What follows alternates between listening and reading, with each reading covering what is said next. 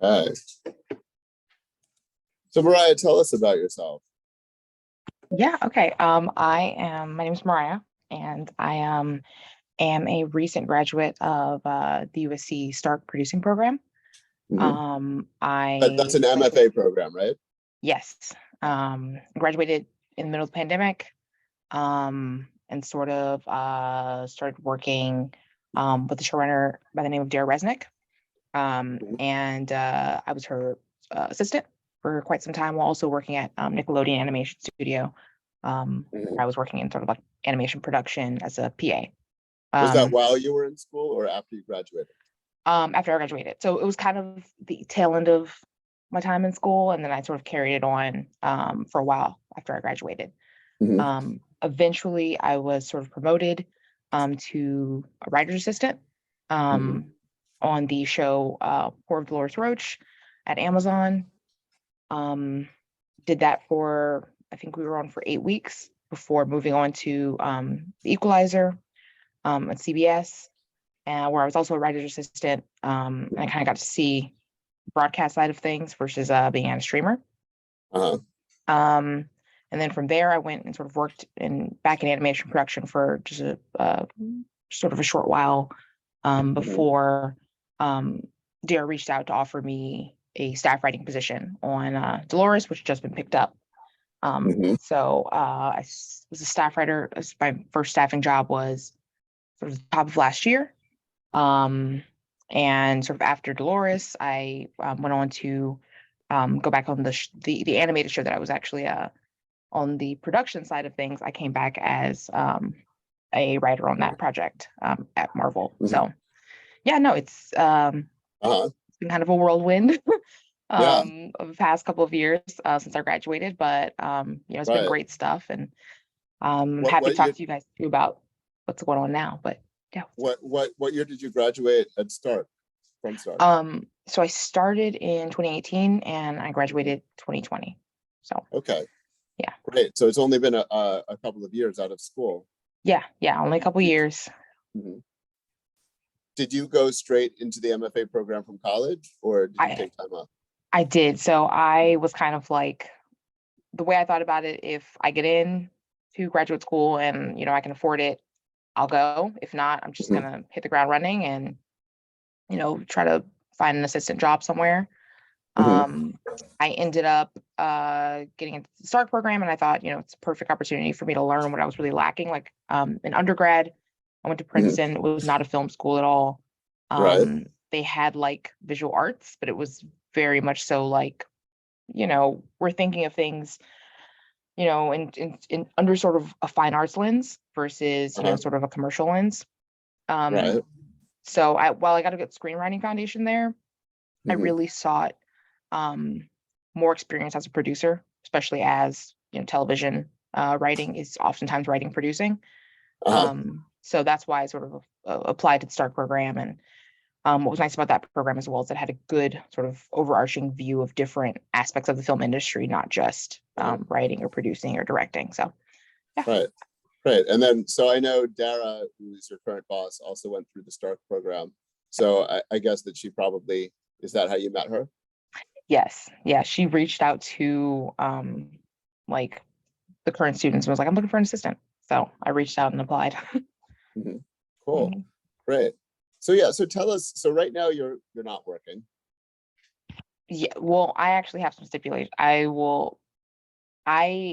am an animation writer, and also a live action writer. I So, see. um, as part of TAG, my show is, a TAG show, which I Uh-huh. would love to get into. Sort of what I think what WGA is fighting for is directly related to, my experience as also a TAG member and working on animated shows. Yeah, So I'm still tag is what? What is tag? TAG is the Animation Guild. Uh-huh. Yes. Okay. So, show I'm on is currently under the Animation Guild. So we're finishing up our season now. But after that, then I'll be not working. I'm not looking to take any work either until the strike is over. Even though you could work on animation shows because it's under a different guild. Yes. Yes. I still am kind of like this is the current job that I have, and Mhm. I'm not looking sort of to pick up any more projects until we sort of Right. resolve things. Right. So tell us about resolving things. What is this strike about, and what are you trying to resolve? Yeah, so I mean, of course, sort of no one wants to go on strike. Like I'll sort of preface with that. Yeah, I sure. think it's a major hardship for both those striking and for other people who stand in solidarity with us in the industry. Um, Also, we love what we do. I mean, I think everyone is sort of passionate about not only just writing, but also the projects you're on. Whether it be a project you created or that you're just writing on. I think you sort of fall in love with the characters, the world, Mhm. and you don't necessarily want to give that up. But earlier this month, it sort of became clear that the um, AMPTP, which is the Alliance of Motion Pictures and Television Producers, Mhm. they didn't really want to negotiate with us. Mhm. We had a historic strike authorization vote, but they refused to sort of provide any counter um, pitches to our proposals. And so as a result, writers on both coasts went on strike starting May 2nd. And what sort of Um, proposals were those that they were not accepting? yes, so we were sort of striking to preserve basically the professional writing as a career, Mhm. and trying to make sure that writers are adequately compensated for their work and are sharing in these large profits that we're bringing in for studios. Mhm. If you look at sort of the rise in streaming, there's been a sort of a steep decline in transparency, timelines, pay, with writer salary setting going down every year, despite Mhm. studios their profit increasing. Right. So just to give sort of a hard line on some of our proposals, we wanted to increase minimum residuals, and for streaming, that also included employment of a viewership based residual, which Uh-huh. that lack of transparency has led to shows getting canceled, and there's sort of no way to track. You know, I think also from a creative standpoint, there's no way to track. Okay, where did viewership kind of lapse? Like, what did we do Mhm. wrong? How can we learn? There's none of that anymore. Additionally, looking at Right. employing sort of guaranteed steps in the writer's pipeline. So a lot of Mhm. feature writers, especially, are sort of getting screwed over because they're doing rewrites for free. Uh-huh. Um, Even producers will sell it as, oh, it's just like a cleanup, like you're just touching it up, and of course you don't want to get replaced. Mhm. So you'll do those sort of revisions under that same first step without being paid for it. Right. Um, and then back on the TV side, writers are also looking to sort of establish minimum room sizes. So Mhm. right now, there's sort of no set minimum. You can have, I've been on a room where there's 3 writers, including the showrunners, and I've been Mhm. on a room where there's 7 or 8. So Right. this is just to sort of protect the writing staff, because in a lot of cases, you'll the studio will opt for the cheaper option, which is 3 writers, and you'll have to produce a break and write a season of TV in about the same amount of time if you had 8 or 9 Mhm. writers. Um, How big was a network writer's room? Was larger, right? yeah, my network writers room was about 8 writers, and that's not including the showrunners. So we had a good sized room. It was during COVID, so they scaled back in terms of like they weren't having as many writers on Mhm. set, Right. just to stop. There were more restrictions, Mhm. um, but it was much more of a well-oiled machine than you see with a lot of streaming rooms, Right. because I call it development hell. You're kind of put in development hell where, because you don't have the pressure of your shooting, Right. the executives will sort of keep spinning, oh, how about this idea, how about this idea, and instead of it being not all deals are better, sometimes they're just new. So you kind Mhm. of have to work with that as the room, and get your work done while also putting out a number of revisions and hoping that things don't sort of impact your episodes, and you only have however many weeks they have to get it done, Right. and then after that it's a showrunner's problem. So And that plays into the issue of span, right? yes, yes. So we're also sort of looking into an established minimum duration of employment, because Uh-huh. right now there's no minimum. You do get sort of increased pay rates if you're Mhm. on a show for a short amount of time. So if I'm on for 8 weeks, I'll make maybe $1,000 more a week than if I'm on a Right. show for 16 weeks. Yeah.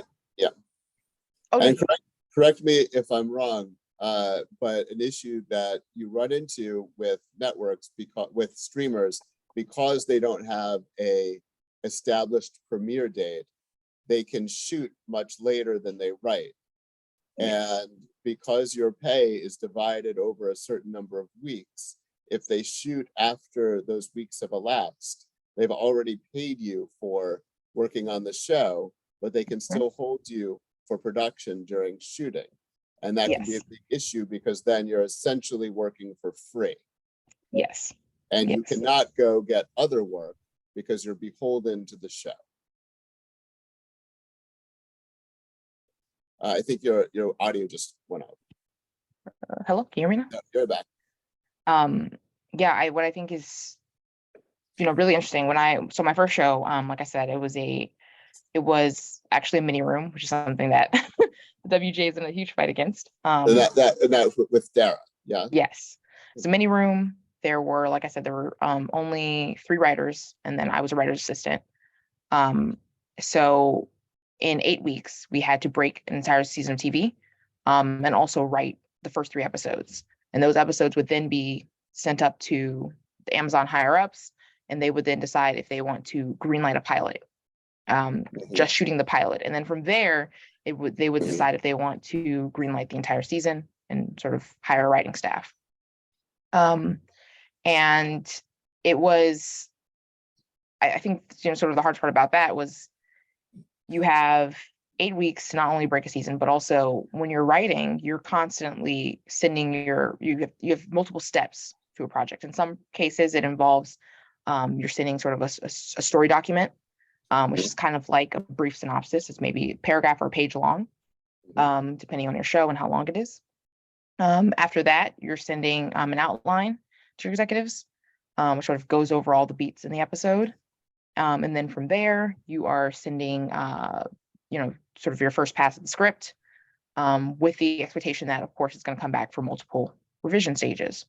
And so to do that while also, breaking the season in 8 weeks with only 3 people who are writing the episodes, right, it's tough. Things get sort of jammed up in the pipeline. One, because you're putting out an outline, you're putting out a revision, but also because there's, again, no pressure from production. If they have notes and it's kind of like, right. let's try this. And it's let's try this, as if writing is super easy Because and happens magically. Because there's no set air date. Yeah. There's no set air date. There's no set Yes. production date even. So because Right. there's no set air date. So Right. when I switched over to the Equalizer, you have a show that they're like, here's when we're shooting, here's when we're airing. We were maybe 5 episodes ahead of air dates, or 6 episodes ahead of air dates. So right, you're making stuff like we would have, one of our actors would get COVID.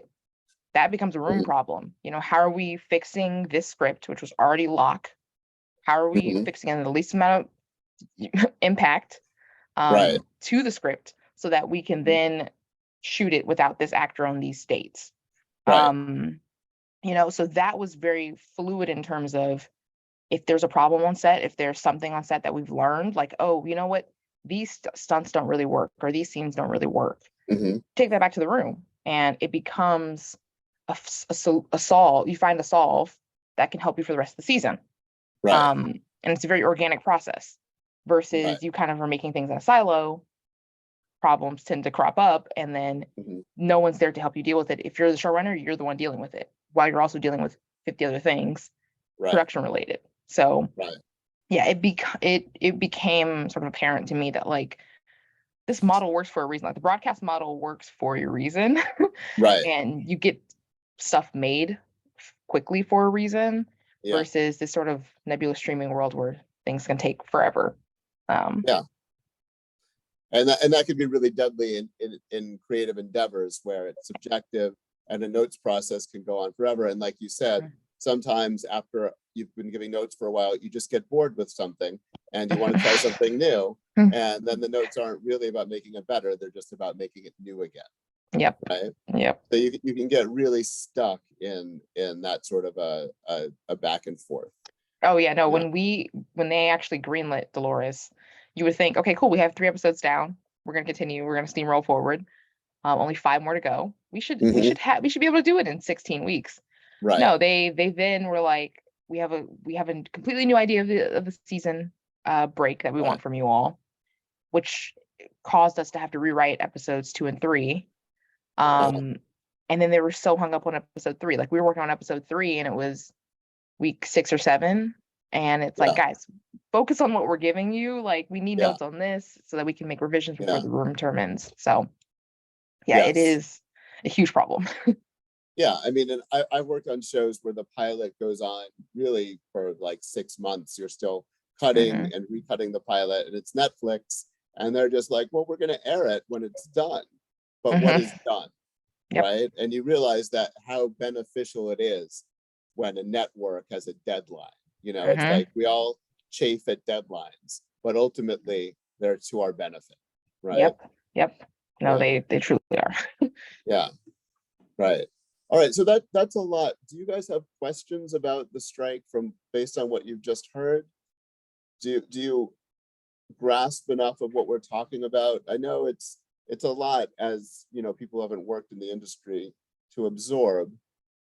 Do you have questions about the strike that you'd like to ask? Yeah, Sort of related to like the animated Jax. aspect, like can you go into more of that and how that affects the animation business? Or like Can you repeat the top half? that like of the writer's strike in terms of the animation industry, like how that affects that, and also if you could go into like your experience as a PA in animation, like what that entails. I know it's Mhm. Yeah, so it's interesting. So the Animation Guild had their contract negotiations last year. So it was kind of a similar like nail biting experience in terms of like Right. will they come to an agreement? Fortunately we did. And not to interrupt you, but Yeah. it brings up a separate issue, which is that the guilds negotiate at different times, Yes. which gives them a weaker position, right? Yes. And one of the Yes. things, I'm sorry to interrupt, one of the things with the strike is that the DGA contract, and I think I mentioned this maybe last week, the DGA contract is about to come up, which means if the DGA authorizes a strike, then both the directors and the writers will be in a much stronger position, because the AMTPT tends to try to stagger these Yep. strikes or these negotiations so that nobody's strike is too powerful. I'm sorry. Mhm. So, Yeah, and this so that is all a that to very say, powerful one. there's a reason why the animation strike was last year, not this year at the same time. Yeah. And so I mean writers in that union it's difficult because animation writers, we're sharing when we're negotiating, we're looking, it's not just negotiating for animation writers. So, we're negotiating for storyboard artists, color designers. It's a pretty big union. And because of that, you might sort of lose leverage in your side of things, but gain in other aspects of your union. So for us, we did have major gains. Um, Animation writing is kind of like what I feel like all writing will become if we just let the studios go rampant, because writers aren't paid for their scripts. Writers are often freelance. While we might work sort of longer sort of terms of employment, again, they can have you on for an entire year and you're not getting paid for every episode you write. So you can write 6 episodes. They don't really care. Which is in WGA, you do get paid for every episode. So the sort of the gains we did have, we didn't get sort of script pay, but we were able to establish levels. There was actually no levels in animation writing. It was showrunner and staff writer. So you could have 10 years of experience and you're still a staff writer. And it's kind of tough to negotiate your salary when there's sort of no minimum in place. Right. I'd just like to take a moment and clarify what you just said. So when you're writing in television, you're paid a fee for your writing, you're paid a salary, plus you're paid a fee every time your credit appears on a screenplay, which is about, I think, $40,000, right? So if you are, over the course of a season of television, assigned 3 episodes, you're getting another $120,000 above and beyond your salary. right? Whereas in animation, that doesn't happen. Yes, it does not happen. So, it's kind of it's it's a huge point of contention, but it is something that, you know, I think what is nice is that there are a lot of animation writers who are standing in solidarity with WGA. You see like a lot of people on the picket lines, and really empathetic to the WGA's cause, like if they're sort of not in the union themselves, because, you know, the animation writers do kind of get the short end of the stick. We are seen as sort of like, you know, I remember when the pandemic started, there were stories about, you know, Netflix would call these rooms, and they'd say, okay, we're calling it a summit. And they would bring in like 6 writers, and then they'd say, we had this cool idea. Now, by the top of next week, can you guys have like, you know, an outline of, or not an outline, but like a break of the whole season for us? And it's like, whoa. And then they were going to expect it to hire each person freelance for their episode. So they wouldn't even getting paid weekly for their stuff. They just get $19,000 for their episode, but also that counted towards breaking the season, which is ridiculous. And so in times like these, animation is sort of looked to as like an alternative to the mainstream, which as someone who sort of writes in that, it can be frustrating. But I think that similarly to what happened with the pandemic, where studios saw, okay, we can't necessarily shoot things or, you know, take these live action ideas we have and produce them. We're going to make them animated. Animation has a much longer timeline. So I don't know if they'll sort of jump back into that arena where they're sort of, you know, greenlighting a bunch of new animated shows. I think they kind of might have learned their lesson in terms of you don't get a quick turnaround on your profit with animation. But I do think that it is nice that there is, you know, a good amount of solidarity between the WGA and TAG, and also the WGA recognizing that sort of the Animation Guild writers, you know, are at a place that they don't want to get to, and not putting it in a way that's like, you know, this is sort of the worst version, but it's definitely a distinct warning flag, if that makes sense, about what can happen if we aren't sort of standing in solidarity and we aren't, you know, taking this fight seriously. And there are a couple of other issues. One of them, not all animation, and correct me if I'm wrong, I haven't worked in animation, but I understand some animation is WGA. Yes. Right? So like Family Guy, if you're looking at sort of those big shows, they were able to negotiate WGA. BoJack Horseman would be, other shows. And so there is a fair amount of crossover between the two. But also what unions negotiate often becomes the standard for non-union or even other union pay rates, right? So as an editor, when the union sets a minimum, that applies both to my work if I take an editing gig for the union, and if I take a non-union gig, I'm not going to take less than the Editors Guild minimum, right? So, so what these unions negotiate ends up affecting the entire industry. So that's another reason why there's a lot of solidarity. Yeah, win for like one is a win, especially like in this, you know, you talked about sort of the WGA, the DGA also negotiating, but you have WGA, we've had our negotiations ended, but the DGA and also the Actors Guild, SAG, they will be wrapping their contracts up. I think their contracts expire June 1st, both of them. So it is kind of like a very critical moment in terms of, you know, seeing sort of what solidarity can look like. Because we can really, you know, have a lot of leverage if we sort of all stand together.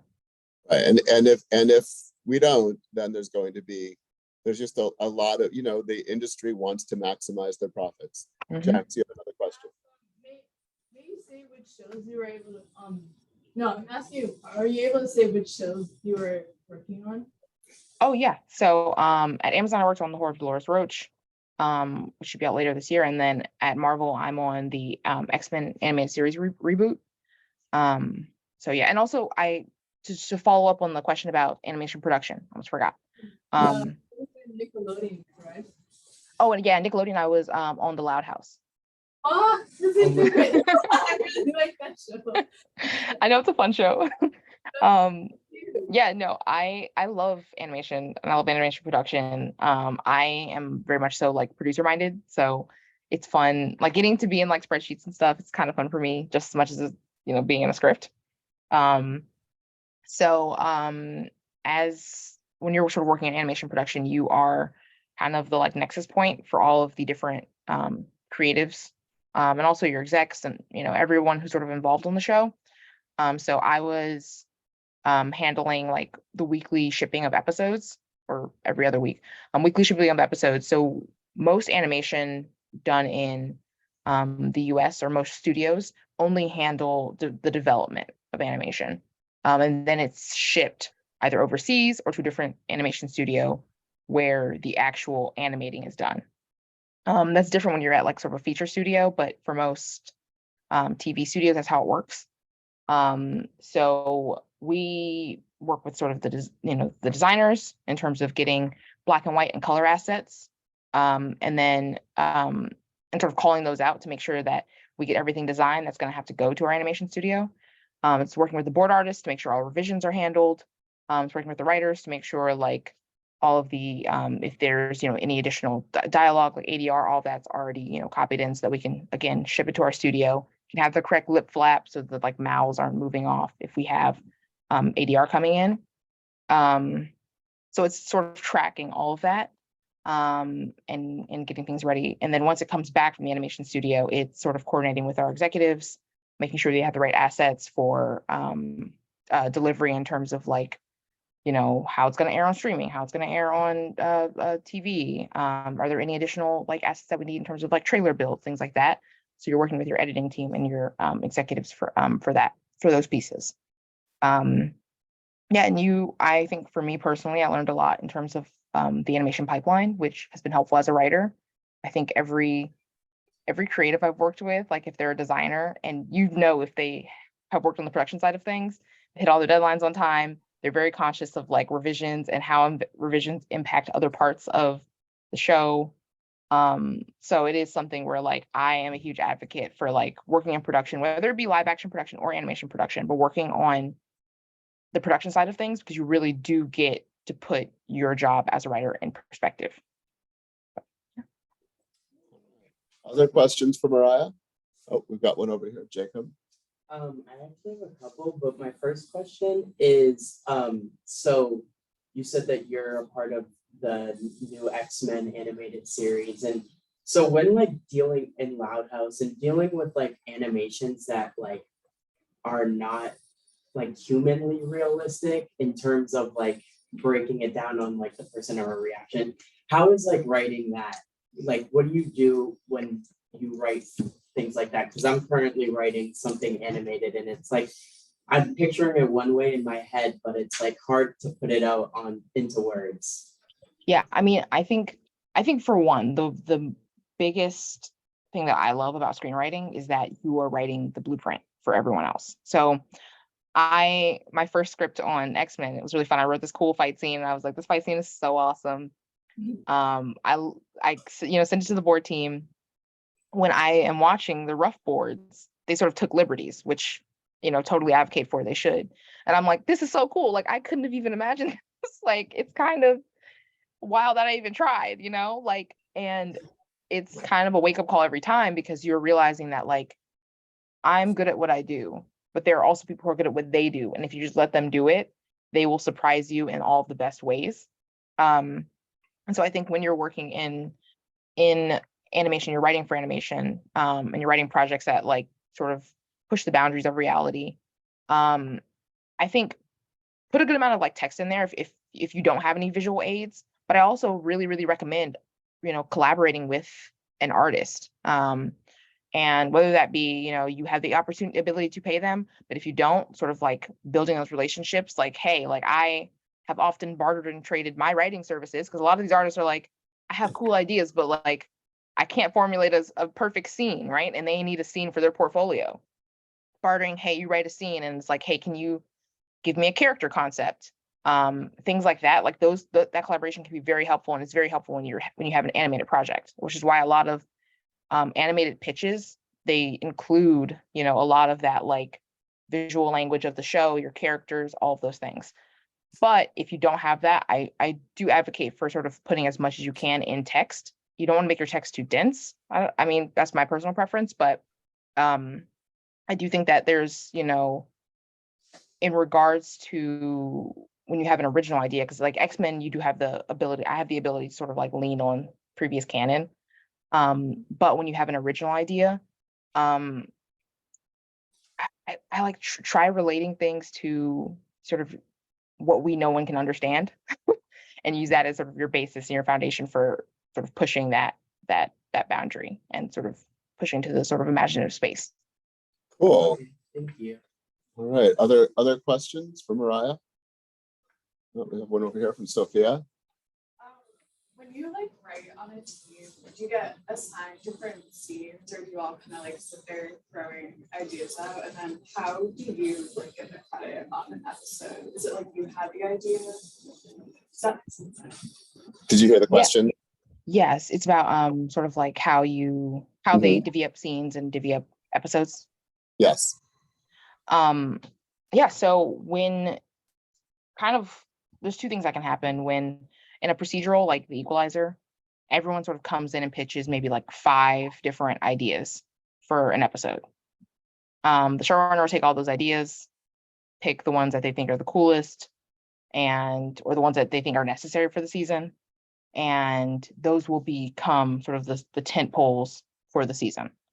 Then the room will get together and we'll kind of go over beat by beat what those episodes look like. So a lot of the, you know, what scene do we think goes in this episode? What emotional beats do we have to hit? What plot beats do we have to hit? That's all discussed together as a room.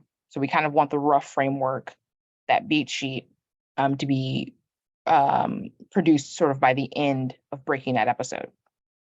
From there, the writer of the episode, which is usually also assigned by the showrunner. Sometimes it's your idea, sometimes it's not your idea, sometimes it's the idea you're most passionate about. Other times it might not be. But I mean, personally, I think if I get an idea that I'm usually like, I'm lukewarm on it, I'm like, okay, what are the points that I'm very, very excited about? What is the emotion? What is my emotional connection to the story? What can I bring to this? Thinking about it from that lens helps you get a little bit more jazzed about it.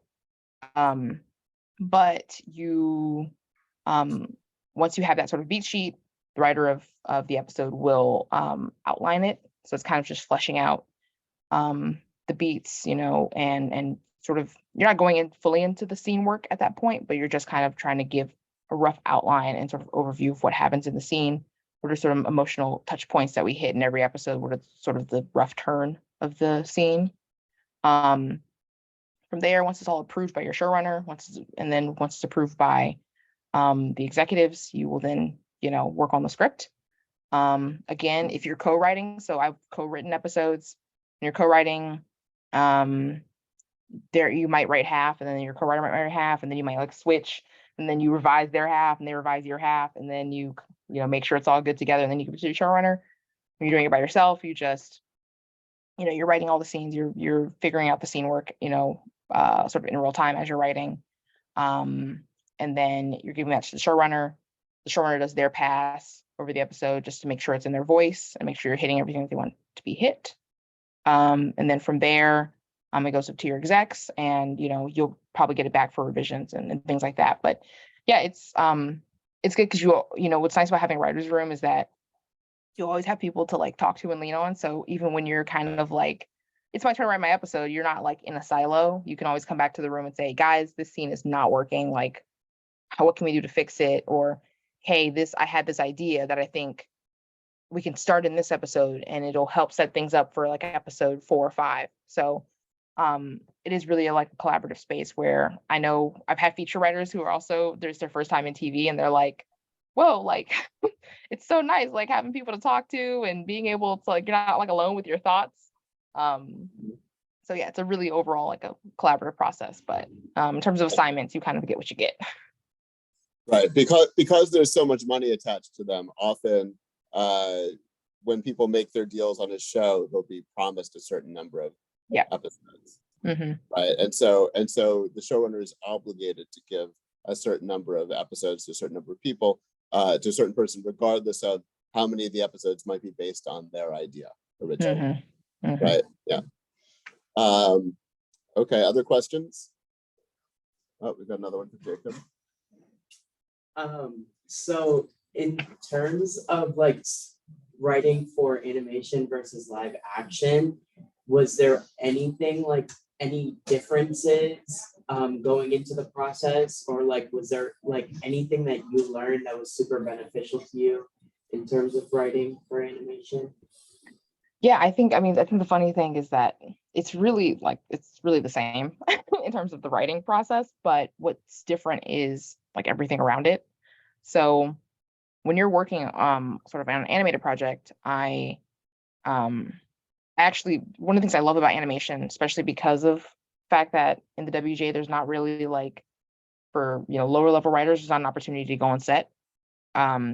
Being an animation show, you kind of get to be on set. So production is usually, or at least production in the sense of like the pre-production process is happening while you are writing. So I write an episode, and then it gets sent to our board team, our storyboard team, and they have 6 weeks to sort of put together a sort of a clean version. So at week 3, they'll show a rough version to the writers.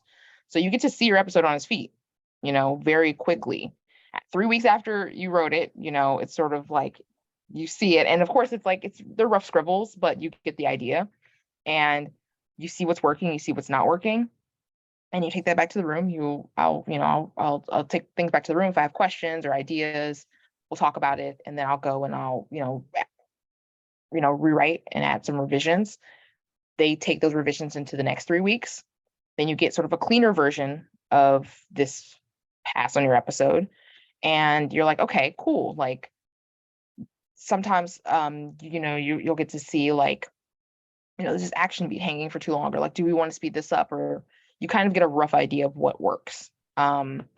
Then you quickly move on to like your voice recording, the actors, things like that. So I get to sit in a lot of like our voice records.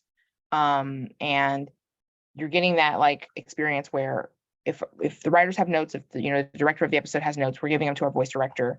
They're directing the actors. And so it's very much so like that process when you're on set on a live action show, where the writer, if you have a pitch or you have something from your showrunner, you're going to the director, you're letting them know, and they're telling that to the actor. So it's that same sort of like process. You're getting it, even though it's an animated project.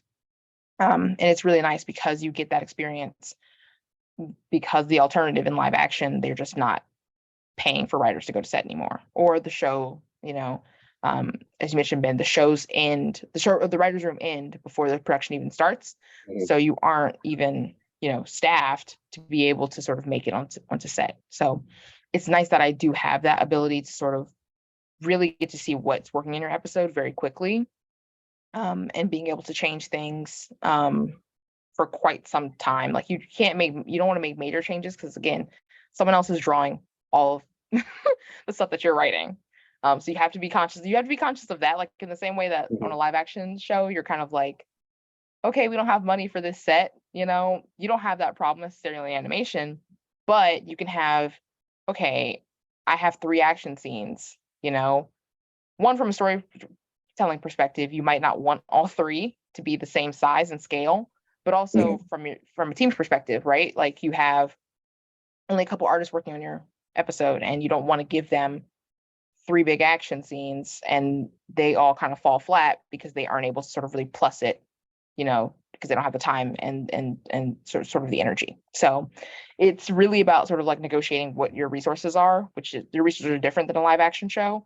And you often you can do a lot more than I think on a live action show, but again, within reason, because other people are, collaborating and contributing to the show. So yeah, no, I love both processes, but animation is really fun. All right, that's cool. All right, well, we have a couple more things I want to do in class, so I want to let you go. Does anybody have any last question they're dying to ask? No? Okay, great. Thank you so much, Mariah. Thank you, yeah. Let's have a round of applause for Mariah. That was really helpful. Thank you so much for. Of course. All right, take care. Thank you all. Bye.